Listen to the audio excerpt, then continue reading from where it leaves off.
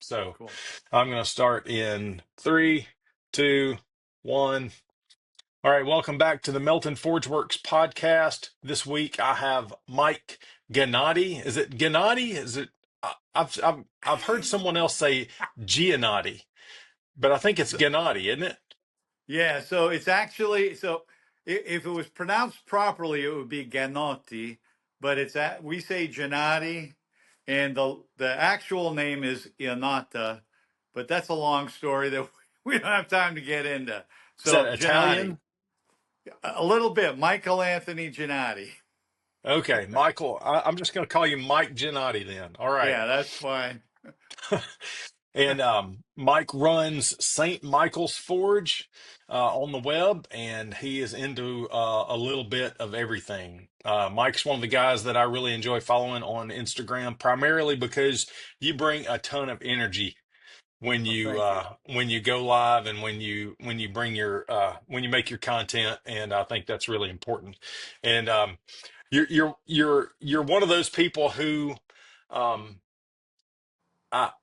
I gave some advice to you early on, I think, and you took it, and so I appreciate that.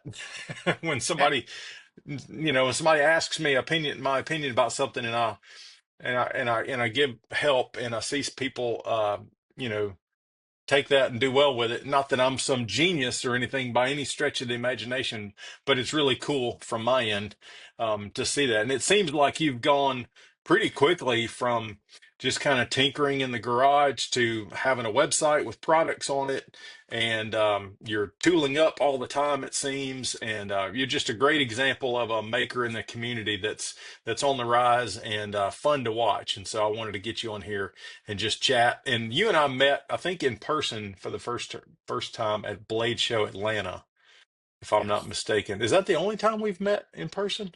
Yeah, that's the only time we've Is it? actually met in Okay. person. Yeah. Yeah. Okay. Well, we chit chat back and forth so much on Instagram that it feels like we've met more than that. But yeah, so that was the first time I got to meet you in person. And been following you since before that up till now. So you're also similar to me. Your day Hmm. job is in IT, right? Yes. Yep. And so you work for Microsoft, which is obviously everybody knows a huge company. And I've been in the IT world since uh, I've been with my current employer since 1997, and I was in IT about 3 or 4 years before that. So Okay. Microsoft has been a big part of my everyday for a long time. I went through the Bill Gates to Steve Ballmer transition Hmm. like everybody else did, and I had the Windows mobile phones that were not so great for a little while, but I was excited Me when I too. had one, you know. But I heard somebody today. They were kind of poking fun at Microsoft in regards to the Zune, the music player. I still have mine. Do you? I do. That's awesome. That's awesome. Does it work? It does. Yeah, I have mine. My wife, funny enough, she has a pink Zune Mini that she still takes on every vacation we go on. That's fantastic. That's awesome. I found an iPod Shuffle the other day and broke it Uh-huh. out and tried to power it up, and it wouldn't power up. Um, but when I heard those people, they were kind of poking fun at the Zune because it didn't, it just didn't take off the way Yep. the iPod did. But then I was thinking, these people are making fun of this, but I guarantee you they're using some Microsoft product somewhere. They're using Office or Windows or Copilot or Excel or something. It's Yep. everywhere. Microsoft is one of those companies that's kind of in everybody's life. So how did you end up at Microsoft first? Oh, so my background, after high school, went in the Army. I was a sergeant in the Army, got out, construction work, saved money, went to college, and I got a degree in elementary education. I was an No English kidding. teacher. Yeah, No I was an way. That's English awesome. teacher I for didn't eight didn't years. know that. Yeah, 8 years I was a teacher. I was teacher of the year twice. Um, And I got the computer bug in '84.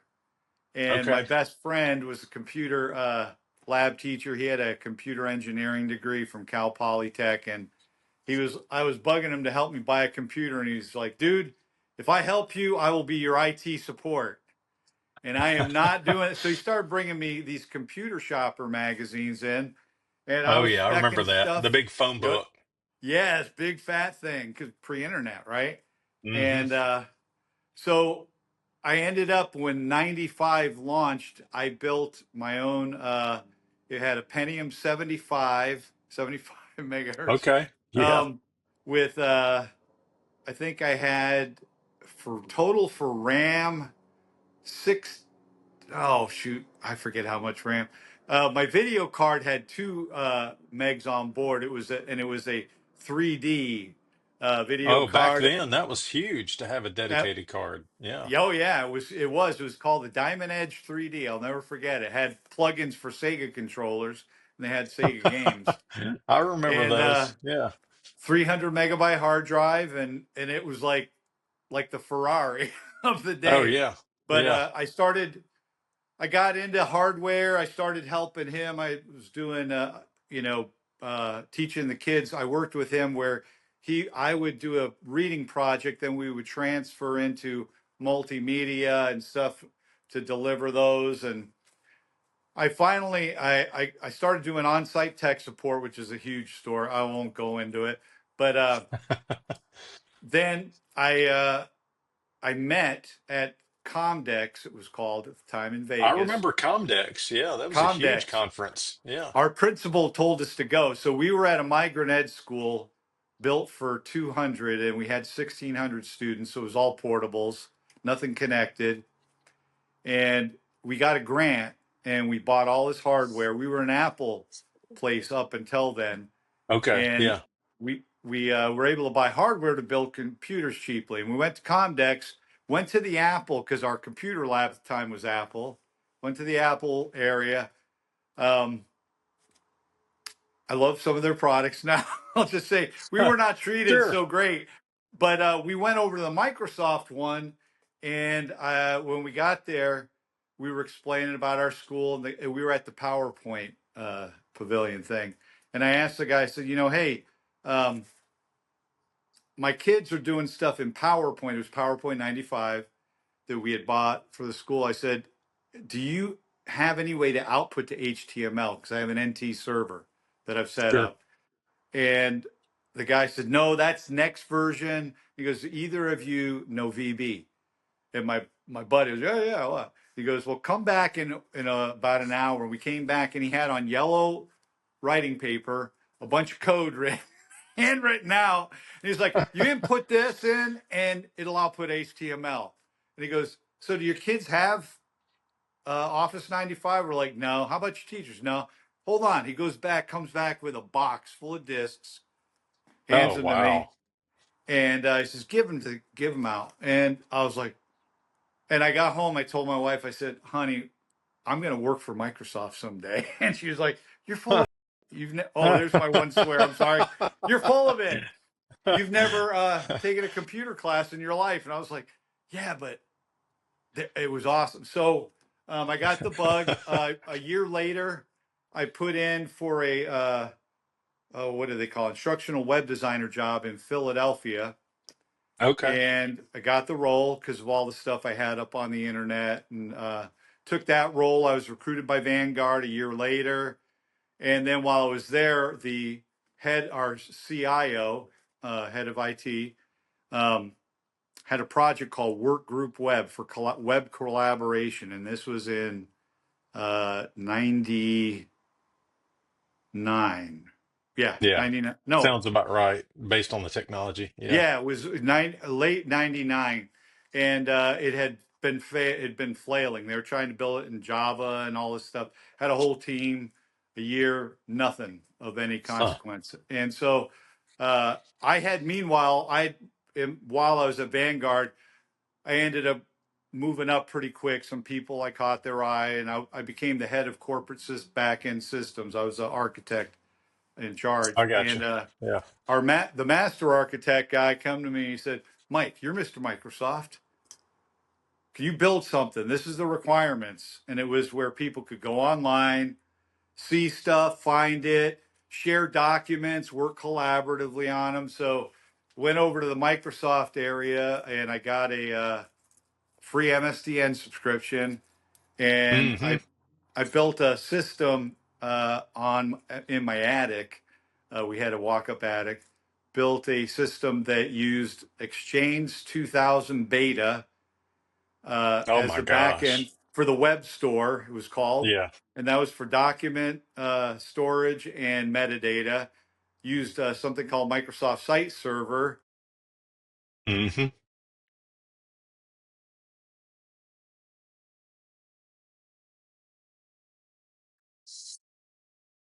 Uh-oh.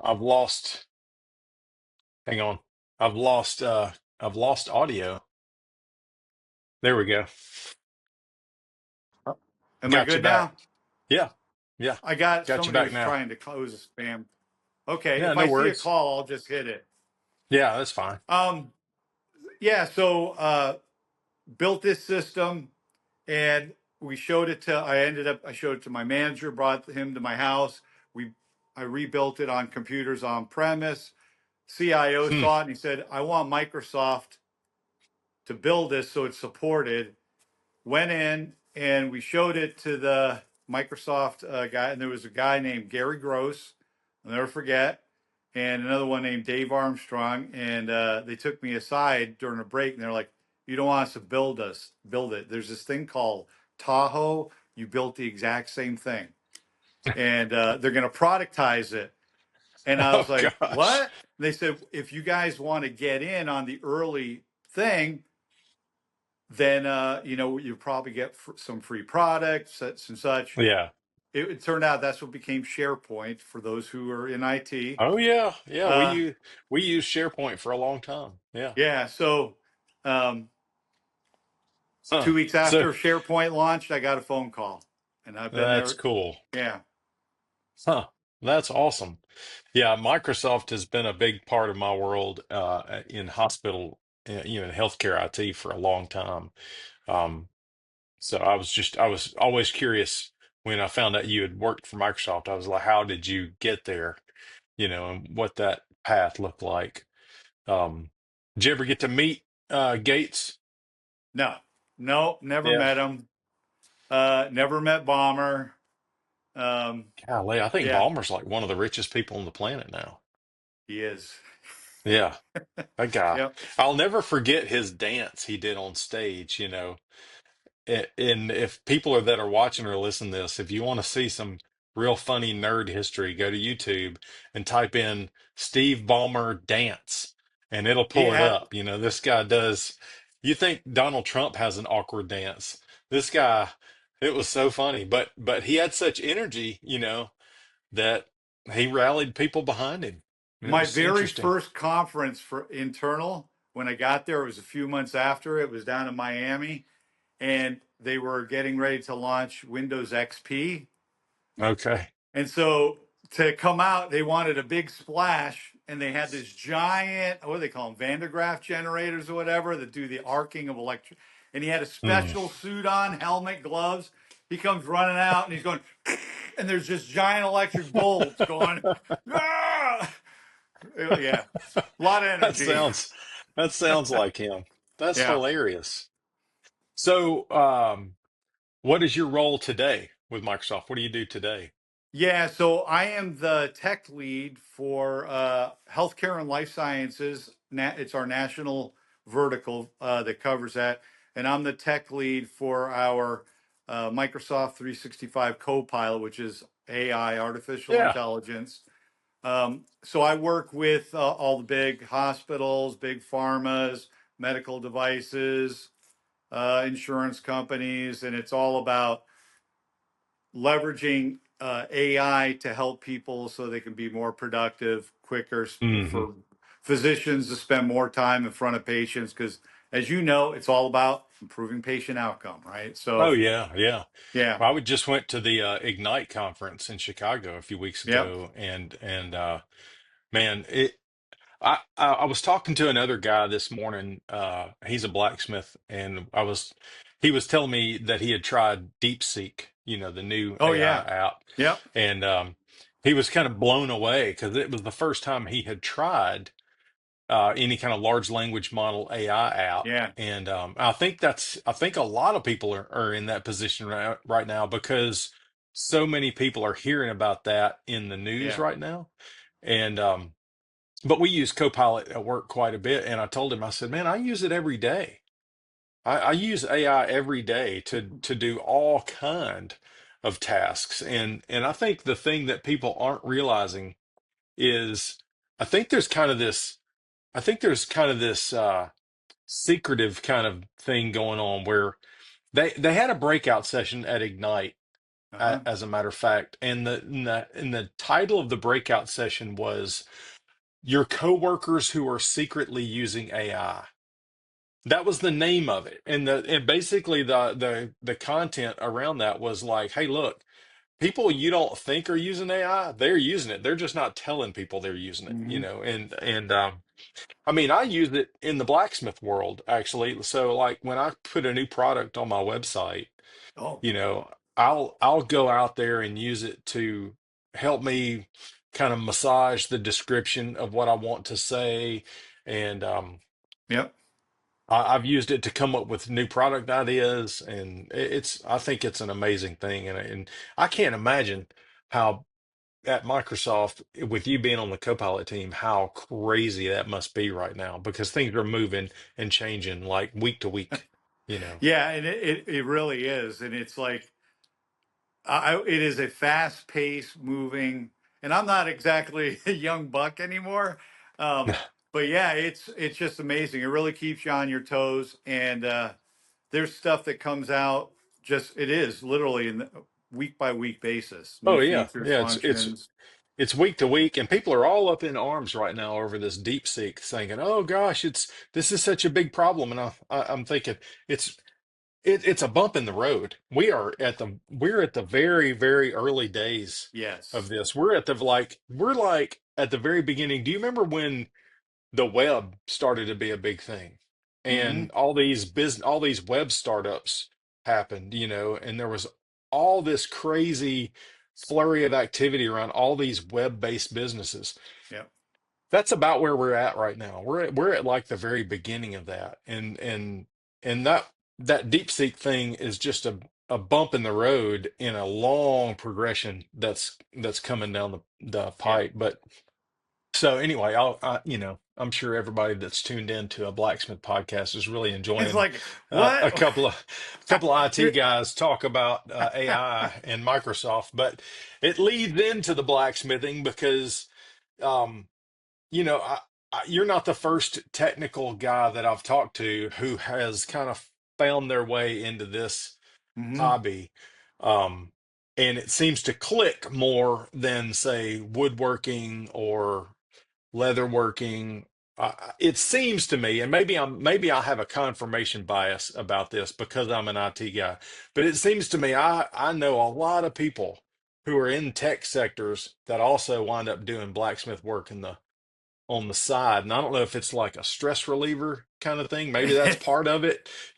For me, I think that's definitely a part of it is that it lets my mind kind of relax Hmm. and I don't have to think as much. I can just kind of have kind of an artistic flow kind of a thing, Yeah. and I think forge work, allows you to do that in a way that other crafts don't. But I'm curious how did you get into it? So I've never told you this, but so like many people, it started flipping through channels and I saw Forged in Fire. Sure. Yeah, a lot of And I people. had seen a couple of episodes and I was like, oh, that's pretty cool. And then yours was on. And I No was like, kidding. because you talk about being like you do IT and you had your shop and blah blah blah. And I was like, Hun, look at this. This dude's doing this. So that was one of the things that got me first interested. But I didn't really have an outlet, no, and I started, just like we always like make the jokes about, you say stuff around your phone and it's listening. All of Oh a yeah, sudden, yeah. I started getting these things for this in the area, not too far from me, a blacksmith shop called the Drunken Smithy. And the Okay. guy, the guy on it, he is wild and crazy online. He's wild and crazy, very serious in the shop, and really just great. And I was watching that, and this other guy who in my team, he works in our security end. He had done a little bit of blacksmithing down in Baltimore, and I was like, Serge, dude, they got this thing. It's a class coming up. It's called the Big Honk, Big Knife Oh and yeah, yeah. class. And I said, I'm not thinking I'm going to go. And he goes, I want to go. So he and I went. We met up at the shop and uh, I made somewhere around here. I don't know. Oh, it's right here. I made this. Wow. So And that was the first thing you did? that's the first knife I made. Yeah. That's huge. It is. Well, that was the title was Big A Yeah, Knife. And yeah. so I got hooked. And so I went to two more of his classes, went with my son, who exactly like you said, about the stress relief. My son's in Hmm. IT as well. And Okay. he said, Dad, I know why you like this. It's hammer therapy. No. He said, Yeah, it's so it's a good noisy. way to And put it. yeah, he said, it's so noisy, you can't talk, but you tune in everything out. Yeah. And you're in the, and after the second one, my wife was like, these classes, they're not cheap. I said, well, I think I could do it cheap. I saw this guy online who he had like two refractory bricks and he had a Burns-O-Matic. I got my burner somewhere. Oh yeah, Burns-O-Matic. yeah, the single hole in the middle of the fire brick kind of a Yes. thing. Yeah, yeah. And I said, I could do that. And then, so I ordered two refractory bricks online. I went to Lowe's, picked up Burns-O-Matic, and then I went to our favorite store, Harbor Freight, and I got a little hand sledge and a couple of these. Oh, where the heck? Oh, right here. I still have them. Oh yeah, Long. That was sure. my tongs. Right. And then I went on Amazon and ordered a couple of, just little bars of steel. And that's how I got. Oh, and I did get a 66-pound Vevor uh, Okay. Yeah. anvil and I built a stand. And that's how I started. And then just like she said, you've inched your way, way beyond that. Well, it seems like you've uh taken what you've gotten from it and kind of reinvested, that back into the craft, which is a really good way to do it. Yeah. And well, and I am bountifully blessed. I'll say that with work. We do have a program each year. It's called Perks Plus, where they encourage employees to do non-techie things. Sure. And you can spend up to $1,500 that they'll reimburse. So I've used that as I've gone. Like that was one year was my grinder. Another year it Okay. covered Yeah. half of my forge press. This year, another year it covered my mini mill. Then it also covered my metal cutting bandsaw. Another So, year. This so year's do the you have laser. so do you have the Microsoft sticker on everything in your shop? Yeah. I should. Yeah, that's awesome. Yeah. That's great. That's a really neat thing. They do something similar for us at the hospital. They don't give us money, well, directly, but they give us time Mhm. off to do Nice. stuff. They call it reboot days. We get a Yeah. reboot day. And I think we get once a month. And Hmm. but you can do with it whatever you want.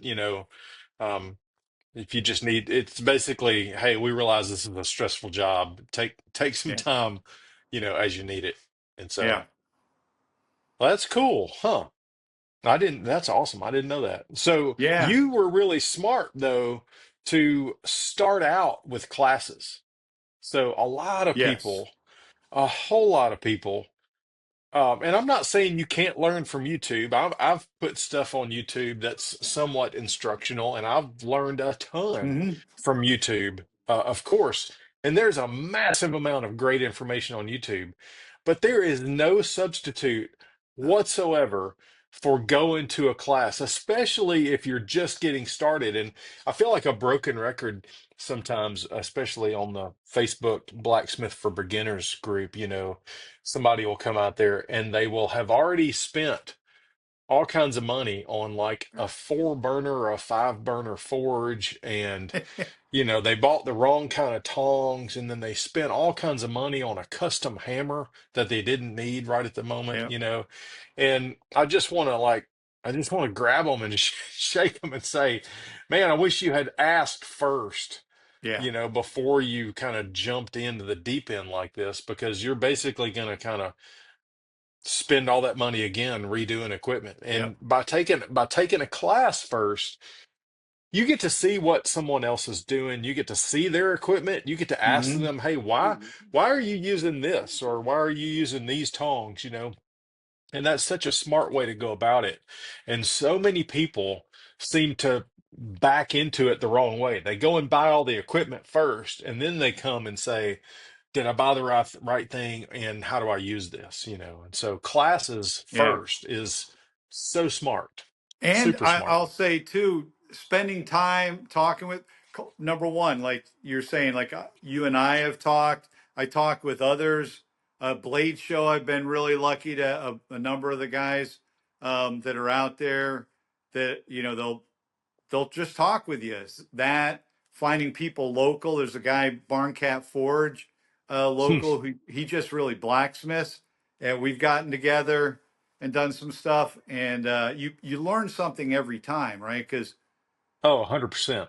you know I'm the first to admit I have no idea what I'm doing. But I do pick up little things and I learn a lot from my mistakes. But you need some kind of foundation and some people to kind of course correct you or you'll do stupid things. And thankfully the oh well, That's like true.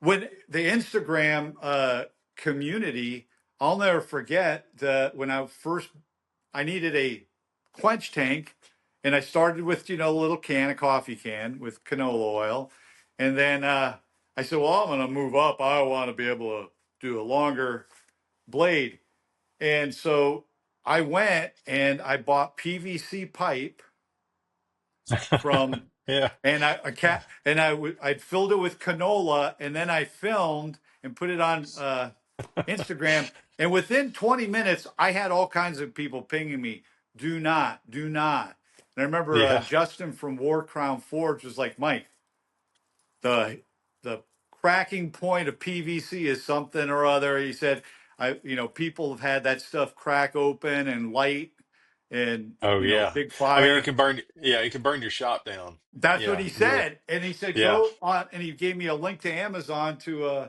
a can. It was not artillery, a mortar can thing. He said, these are, it was cheaper than what I paid for the PVC and glue. And Yeah. I still have, that's still my quench tank to this day. So, Man, that's it reminds me, you mentioned Forged in Fire. So the cameraman that came to my shop to mhm. film the home forge portion, a guy named Stavros, really cool guy. Everybody called him his nickname. Everybody called him Stav for short. But anyway, Stav showed up to film, and he had not been there 5 minutes in my shop, and he was kind of asking me what my plan was, what tools I was going to use, so he could kind of set up cameras in different areas. Mhm. But literally, I think the first question out of his mouth was, "What are you going to use to quench your sword?" And I said, well, I've got a metal tube. And he goes, oh, okay. All right, we're good.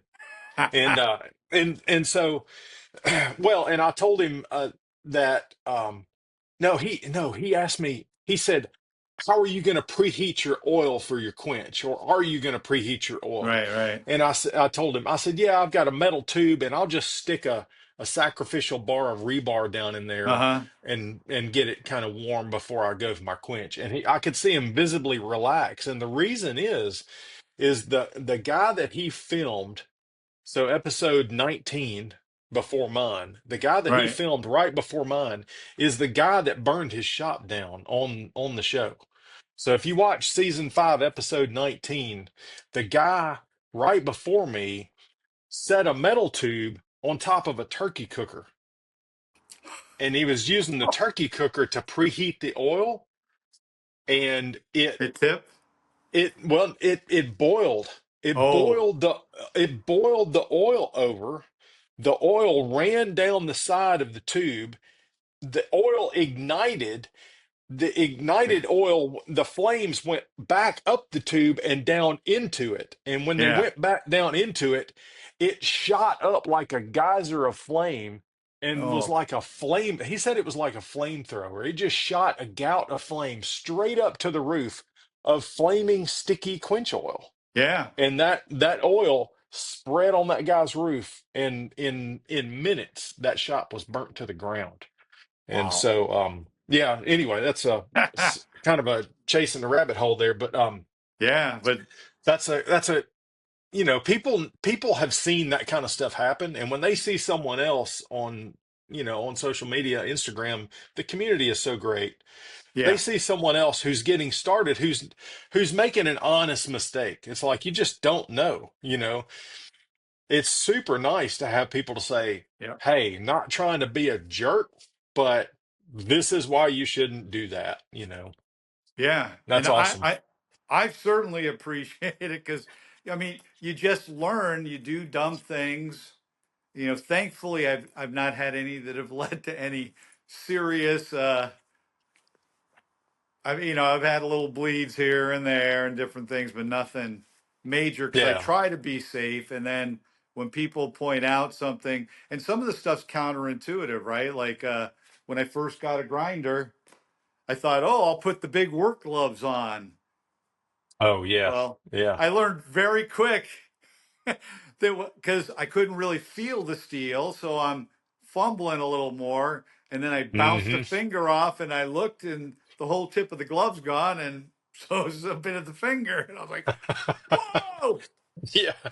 Yeah, man. I think my belt sander, I've said this a bunch of times. My belt sander with like a 36 grit on it is the most Hmm. dangerous tool in my shop.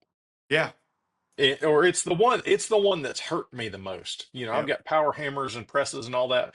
Never really been hurt by any of that other equipment. But man, I have ground off a finger more times than I can count, and it sucks so bad because when you grind a knuckle down, there's just nothing left. You're just yeah, like, all right, well, that's gonna take 3 weeks to heal. and it's It's an instant. terrible. It's just like Yeah, that. Boom. yeah, yeah, I, super fast. when I did it, I think I have a bunch of like I'm impatient because I'm limited on time, so I have a bunch of 24 grits. Oh my gosh. And so, when I'm like trying to really move steel, I'll do that. And that's, yeah, Tw- fun, Yeah, fun. that's a knuckle muncher for sure. Golly. So, how do you find time to get in the forge? What do you have like is it just whenever you can? Yeah. So depending on what's going on, and, one of the things I try to tell people because they like get frustrated, I'm like, look, life happens. You just do what you can. I do try to set aside my Tuesday nights and Saturday mornings to Mm. be able to get out. Um, but I'm in a season of life too where like adult, my right now my wife is gone because she's been gone for weeks. My father-in-law is in the hospital, and we're Oh no, sorry. you have a lot of just stuff happening, right? So you just have to roll with it. But I do try to set aside that time. Work can certainly get crazy and consume. There's some days it's my time to come out here, and I'm just so fried. I'm like, I'm laying on the bed with the dogs and zoning out. And it's Yeah, okay. But yeah, for me, it's okay because it's a hobby, right? right, right. It's a passion. Someday I would like it to be. I'm nearing my retirement. And when I do, I'd like to do this on a casual, full time, as Sure. Yeah. side Well, you've income. already But got the bones of that set up. You've established you're establishing your skill set. yeah, You've got you've got some stuff under your belt that you've made. You've got a website set up, and you've got the bones of that kind of part-time business already set up. And what I've found with the way websites are nowadays, you can set up a few products on your website and hmm basically just, turn the business faucet on or off by whether or not you say it's in stock or not, yeah, and so, when I know yep, I'm going to have more time in the shop, I'll go out there and I'll turn the business faucet on and I'll set stock numbers up and I'll start focusing my social media around those things and the orders, come yeah, in and so you've got a good base set up, and I don't think it'll be hard when you do get to that point where you want to transition, to be to crank out more product. It won't be hard yeah. for you. Yeah, and I've been doing a little bit like the site has really been a placeholder for now. Like you said, I set up the infrastructure, connected, the business account, all that kind of stuff. Hmm. But I literally have not used it to actually sell anything yet. My wife has a little. It's one of those areas where they have a bunch of little selling antiques and stuff, different vendors within a location. Yeah, So I supply her um, with thank you very much for turning me onto it. The coffee scoops. So I do those copper, the copper oh yeah, coffee sure. scoops with I've got my little mini swages over here that I use for that. And you know, I try to do some little things. I do the bottle openers. I get a lot of for those. I like to crank them quick. So I've been ordering the Christ Ironworks. Their blanks Yeah, for those and um, I just just little saw, stuff. just before we started today, I saw you ordered some scoop blanks I did. from me. Yeah, and so I'm throwing a ball in there. I I'm saw that. putting I'm putting the 1.5-inch steel ball, and if you Yep. use that with the V1 swage, it'll give that perfect half sphere. Yep. And so you got a welder, don't you? I do. My latest. That's another one of my new pieces of equipment. I've got two Okay, now. good, Yeah, because good. you and I had corresponded because my original welder was a 120 volt um, MIG, not a lot of penetration. I got um, a You got Cinder. Everlast or oh no, no, you got that. Is it yellow? Yes, Yeah, okay.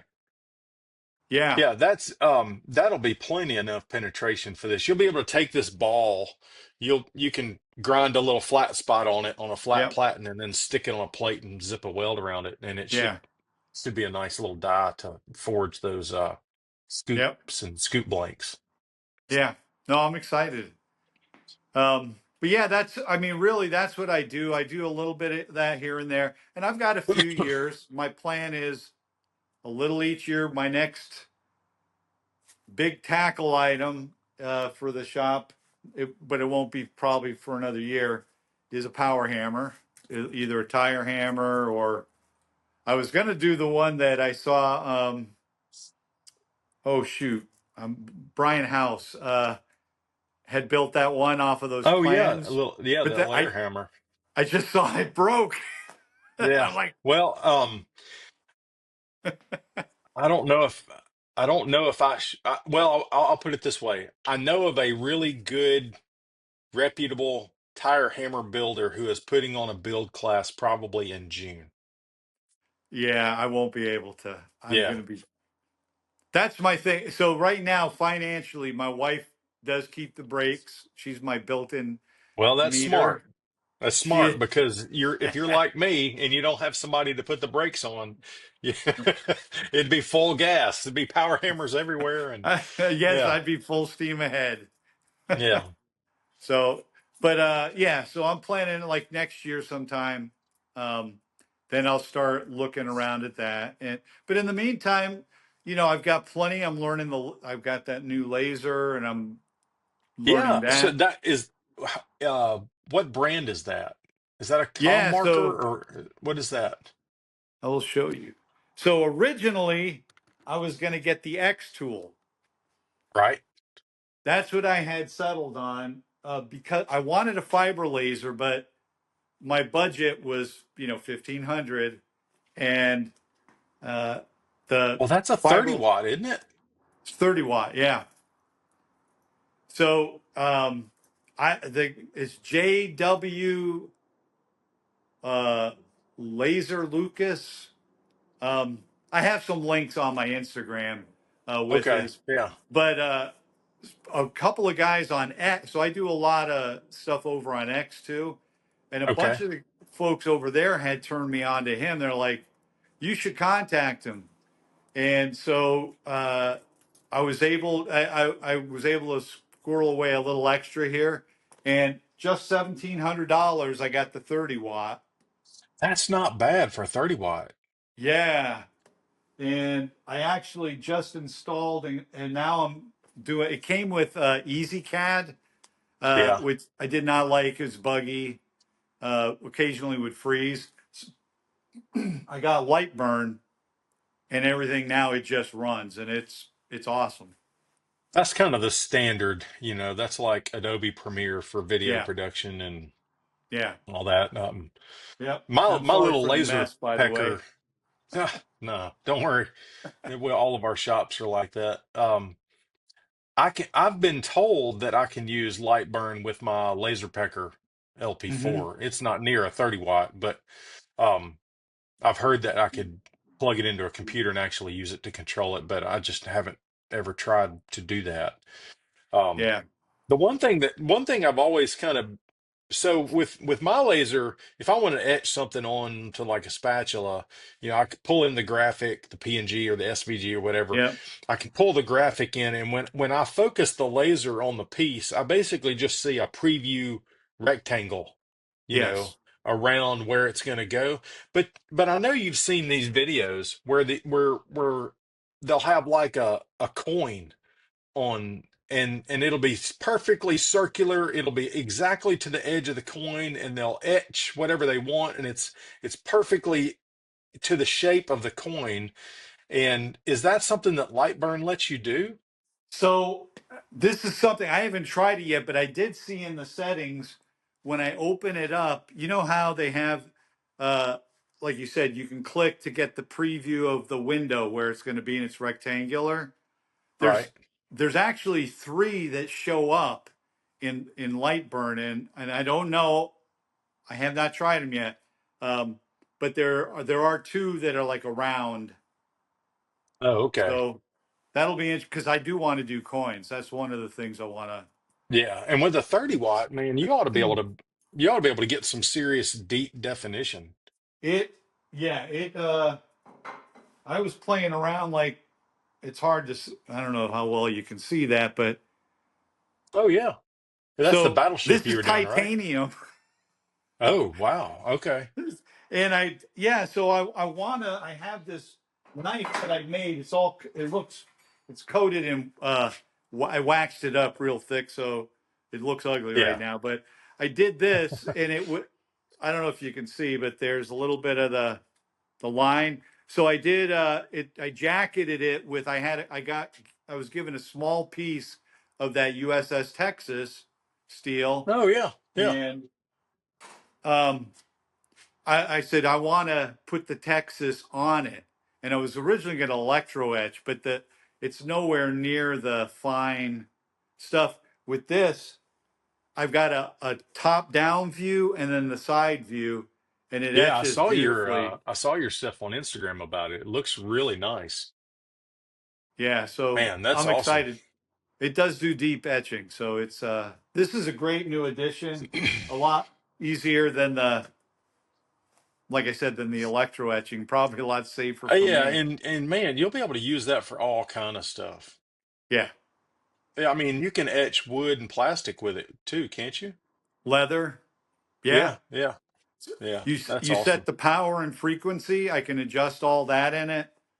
And then of course, moving it up, moving the focal point up and Yeah. down as well. I think I sent you a hat patch or something, I think, with your St. Yes, Michael's Forge on it one day. And what I was going to tell you is if you do that, make sure you've got ventilation because when I burned those hat patches, it stunk so bad because my laser's right here in my office. yeah, It's you're behind me, and inside. all I ever do with it is I etch metal. And when I etch metal with it, it doesn't really make any smoke or anything. But Hmm. man, I made a mistake, and the whole house stunk when I did those patches. It was terrible. It was awful. Yeah, no, a bunch of people told me you got to have ventilation if you're going to do anything other than the metal, and plus doing brass and stuff that I worry about too because it becomes fumes, Oh right? yeah, yeah, So yeah. It's a good point. yeah, yeah. So that's your latest tool is the laser, and you said like your big. If you had to say what is your dream tool after that, it's a power hammer of some kind. So I've got a whole I have a laundry list, but yeah, I want next is a We power all do. hammer, Yeah. right? So power hammer is one because that'll help me with uh, when I'm working in the forge and doing a lot of pounding. I've got a little bit of arthritis and stuff, and it wears on you. So, Oh yeah. um, Yeah. power hammer will help. And I have that's down. Also, man, it's the long end of a long day. You use it all the time instead of a forge, the Oh, induction. induction. Yeah. Yeah, Yeah. induction forge. And the other thing that I would really like to get is a rolling press. Oh yeah. I think Clark Iron just did some rolling presses not Uh huh. long ago. And there's also a guy in Texas, I think, that makes Yeah. some. I think they're almost the ones that the guy that I'm thinking of in Texas, they're always painted red, I think. Yes. I know you're But talking. Yeah. they're real reasonably priced. And I think they Yep. use a chain drive. Hmm. Yeah, if you're doing any kind of like uh San Mi or Damascus on the regular, a rolling mill is really useful. Well, the other thing is, so early on, you know, I went to the dump. I have hundreds of pounds of leaf spring steel here. Oh yeah, So yeah. heat it up and, instead of doing it all in the press, because then you got a lot of cleanup and stuff, Oh it'd yeah. be nice You're to talking squash it down and then smooth it, right? resizing it to what you need. Yeah. Yeah. Yeah, that'd be huge. Huh. I want to Well, get into swords, so I need big. That's my okay. next thing. That's Yeah. actually the biggest reason originally why I decided I was going to do it was I wanted to build a sword for my grandson who's named after me, Okay. Michael. And I said I'm going to do a Michael the Archangel one day Oh, sweet. for him. Yeah. I want to get good That's enough. awesome. That's awesome. Um, do you follow the Windburn Steel guys on Maybe. Instagram? If you're not, follow those guys. They're doing Okay. some crazy swords lately, they're the only people I know that do regular sword making classes, Oh. and they're phenomenal. They're phenomenal. They were with me at the Coal Iron Works demonstration last year or year Mm-hmm. before.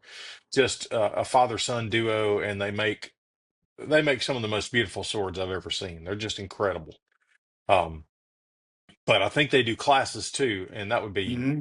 that'd be all. I mean, I'd love to go do a class with them. That'd be crazy cool. I would love it. Um, well, let's see. I'm looking at our list of topics to cover, and I think we've covered most of them. If what advice would you give to people that are in the same boat you were in when you watched Forged in Fire and wanting to get started? So number one, I'd say to your point, get a class, go to some because they're everywhere. They are Yeah, all over. And go and do some hands-on first in some shops to find out if you really like it. yeah, Um, that's true. right? And to get a feel, get some basic understanding of things, because you're gonna when you first start doing it on your own. Like I've got I call it my wall of shame. Some of my first ones I did on my own, and they're just, I mean, they're horrid, Yeah. right? But you know, you're going to make mistakes, so start learning from somebody else before you invest, because you'll figure out some basics, and then start small and slowly build up. If it's going to take you a while to before you have, especially now, the field, if you're looking to, this is going to be your income and that's it, the field is saturated. It's a hard road, man. It is, yeah. That is a You hard really road. got to. Yes, there are people making big bucks and doing great, but I've also seen just over the last number of years a number of people all of a sudden they're selling everything on Instagram Oh saying, yeah. "Hey," I mean, because I've seen that every year since I've been in it. And yeah, I think I made my first knife in the year 2000, I think hmm it was. And I mean, every year since then, I've seen people, give it up and leave. And I think for the most part, that most of the time when people do that, they jumped in too fast, thinking that, yeah, oh man, I'm going to make a fortune doing yeah, this. And you might, but the only way you're going to do that is if you separate yourself above the crowd some way, yes, somehow. yeah, And that's hard to do, and that takes time to develop your style. and a reputation. Yeah, I mean, the yeah, whole it takes bit. time. So I'd say, just from my perspective, if you have a full-time job, don't give it up. Um, do Absolutely. Yeah, and then, if you really do want to get to that point, have some kind of plan, but don't worry about, if there's bumps along the way and you gotta kind of take your time. You'll figure out what you need as you need it. You'll start getting like the grinders, you get all kinds of attached. You can spend a ton of money on this stuff all up front. yeah, It's crazy. But you yeah. take your time and figure out, what do I really need to do, and so what I've been doing is, for the most part, as I do something new and I want to do it, then I get the next thing to help me do that, and Sure. I keep Yeah, going. it's a good way to go about it. Yeah. Yeah, I've had people come to my shop, and I mean, I've been doing it for 20 some odd years, and of course, I have a load of big tools and all kinds of crazy stuff in the hmm shop. And I sold a forge not long ago. I sold a three burner forge that I wasn't using. I just needed to get it out of the way. And this guy came over to the shop, and I almost felt bad having him in the shop. And just because I knew what I felt like Yeah. when I was just starting out and walked into a shop like that. The first thing I thought was, well, this is out of my league. I don't have any of this kind of stuff. I can't do this. But I had just as much fun when I was forging on two sawhorses with a single burner forge and a beat up old anvil and one vise. I had just as much fun as I'm having now. Yep. I was just doing different stuff. I was starting then. The important thing is to not get, and it's hard, man. It's so hard, especially I think as just a guy. We get around a hot rod car and we're like, ooh, I want one of those. We get around a motorcycle and we're like, ooh, I want one of those. And we always want the biggest and the baddest, or a pistol or a rifle or something. We always want the next one or the biggest, baddest one and all. But it's so easy to get lost in the equipment gathering Yeah. game. And I've said this a bunch of times because it rings true. It's so much easier to buy a piece of equipment than it is to spend the time to learn to use To it, learn. Yeah. and if you started with a very modest setup, with the Vibor anvil and the pair of needle nose or vice grips, I do have to but say, Alex Garland. That's who I just, it popped in my head. Alex Garland. his video showing making a knife with that. That's what got me. I Okay. can do Yeah. this. Well, you had a ball when you were doing it with that I basic did. equipment, and the satisfaction that you get, especially when you're starting out, the satisfaction you get when you've taken a very meager set of equipment and you've turned out your own knife, Yep. there is nothing like that, No. and so it's the process, it's the journey that should be the focus and where the enjoyment and fulfillment should come from, not Yeah. in, oh, I've got to have a whatever piece of equipment. Then Yep. granted, those pieces of equipment are nice, and man, I love a good power hammer just as much as the next guy. But the shine on those things wears off pretty quick. You just drool over a 2x72 for a year before you get one, and you get one and it is great and it's awesome, and then you realize, man, I am messing up knives a lot faster than I was with my 1x30. Yes. And Yeah. so And I'm it's spending a lot more on belts. exactly, there's always a drawback. It's like, man, it was a whole lot cheaper running that smaller grinder or pushing files than it was buying Hmm. 7, 8, 9, 10, $12 per belt, you know belts. But Yeah. yeah, that's good advice for young guys, Mike. I'm glad to hear that. What's next for you? Just more laser stuff? What project is Yeah. on your bench beside So that the big knife? big things that I'm working on is actually let me well, I can show the prototype. So I want to start now. I made a few of what I call these outdoor cooking knives. And Okay. this was the first prototype I built, like one of those. That's electro etch, so you can see the stuff here. Oh Um, yeah. it's made with nitro V steel, and I wanted something that was big that you could use like a cleaver, but sharp. And so I made this. Like a brisket Not knife or something. Yeah, not so pretty the handle. But my son was the I made the first production one. He's my first production stuff. I give it to him. So He's I made the one with product blood. tester. Yeah, I made one with bloodwood for him.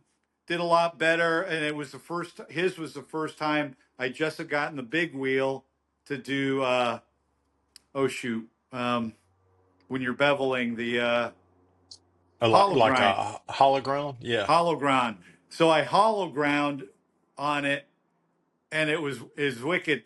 He uses it at least 2 3 times a week. He sends me That's videos like awesome. he's never sharpened it in the last year, and he sends videos. And he's like going with the ribs, just hacking at bones.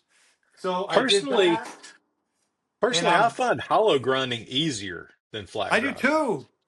Because you lock into that wheel, You and do, so that's awesome. but I'm doing those, and I'm doing brisket knives. This one does have bloodwood for a Okay, handle, and nice. so I'm starting to crank those out. I had a lot of requests from people, relative. I Most of the stuff I give to friends and family, and That's how everybody starts, you you know. know, it's presents. Yeah, yeah. So that's my thing is doing that. Starting to do more here. I have a ton of requests from relatives for the coffee scoops. Mm, A ton. I've been given lots of bottle openers, and my next, I guess, really the next thing I did is to finish. I have a quench tank now that I've set up. That's how tall is that thing? It's 5 foot. Um, okay, yeah. it's right. See if you can see it. Yeah, right there. Oh I'll yeah, have to that's a good use a size. step ladder for it, and that's going to be for. I've started working out some metal to start just trying to do sword stuff. Not Yeah, going to be. They won't be all that great to start with, but that's okay.